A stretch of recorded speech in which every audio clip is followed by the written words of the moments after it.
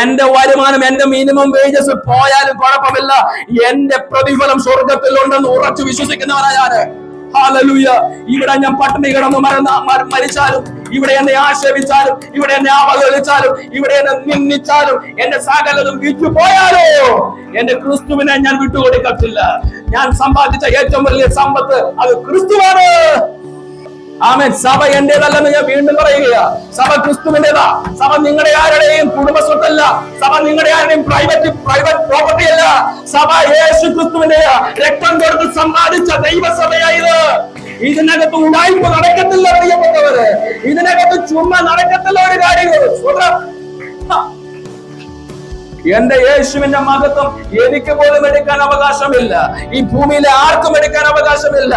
അവൻ യേശു ഈ ഭൂമിയിൽ അവൻ സ്വന്തം പിറന്ന ഉദരത്തിന്റെ ഉടമയായ യേശുവിന്റെ അമ്മയ്ക്ക് മഹത്വം എടുക്കാൻ അധികാരമില്ല. യേശുവിന്റെ വളർത്തപ്പന് മഹത്വം എടുക്കാൻ അധികാരമില്ല. ഒരു വിശുദ്ധനും ഒരു അപ്പോസ്തലനും ആ മഹത്വം എടുക്കാൻ അധികാരമില്ല.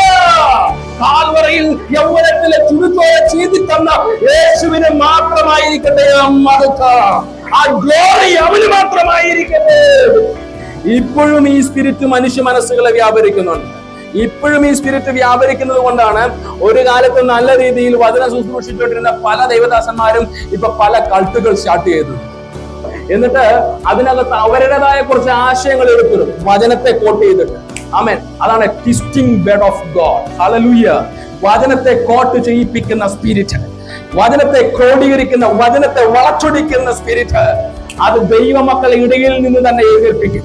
മീതെ സ്വർഗത്തിലെങ്കിലും താഴെ ഭൂമിയിലോ സമുദ്രത്തിലുള്ളതിനെ ഒന്നിന്റെയും പ്രതിമയെ നമസ്കരിക്കരുതെന്ന് പറഞ്ഞിട്ട് അവൻ സ്തോത്രം ഏതോ ഒരുത്തന്റെ തലയിലേക്ക് പിശാച് തള്ളിവിട്ടപ്പോൾ അവന്റെ ഹോൾഡ് കൊണ്ട്, പിടിപാട് കൊണ്ട് ജനത്തെ വശീകരിക്കുന്ന സാത്താന്റെ തന്ത്രങ്ങൾ, വചനത്തെ ട്വിസ്റ്റ് ചെയ്ത് വചനത്തിൽ തന്നെ ആണെന്ന് പറയിപ്പിക്കുന്ന പൈശാചിക ശക്തികൾ, വിഗ്രഹത്തെ ആരാധിച്ചാലും കുഴപ്പമില്ല, അവൻ ദൈവത്തിന്റെ വിഗ്രഹത്തെ അല്ലേ തോന്നിപ്പിക്കുന്ന, ട്വിസ്റ്റ് ചെയ്യിപ്പിക്കുന്ന പൈശാചിക ശക്തികൾ. ആമേൻ. എന്റെ മഹത്വം ഞാൻ മറ്റാർക്കും വിട്ടുകൊടുക്കത്തില്ലെന്ന് യേശു പറഞ്ഞപ്പോൾ മഹത്വം അമ്മയ്ക്കും അപ്പനും സഹോദരങ്ങൾക്കും വിഭാഗിപ്പിച്ചു കൊടുക്കുന്ന പൈശാചിക ശക്തികൾ.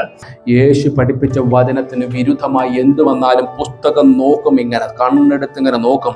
ഇത് പഠിപ്പിക്കാത്ത കാര്യമാണെങ്കിൽ നോ കോംപ്രമൈസ് അതിന്റെ മുമ്പിൽ. ഹല്ലേലൂയ. അതിന്റെ മുമ്പിൽ കോംപ്രമൈസ് ചെയ്യാതെ പിടിച്ചു നിന്ന ന്യൂനപക്ഷം, ആ ന്യൂനപക്ഷമായി ഇന്നും കിടന്ന് നിലവിളിക്കുന്നത് മാനസാന്തരപ്പെടുവിൻ, മാനസാന്തരപ്പെടുവിൻ. ആ ന്യൂനപക്ഷം ഒരു മുറിക്കകത്ത് നിന്ന് മാത്രമല്ല വിളിച്ചു പറയുന്നത്, ആ ന്യൂനപക്ഷം തെരുവീതികളിൽ ഇറങ്ങി നിന്ന് വിളിച്ചു പറയുക, അവൻ മാനസാന്തരപ്പെടുവിൻ, മാനസാന്തരപ്പെടുവിൻ.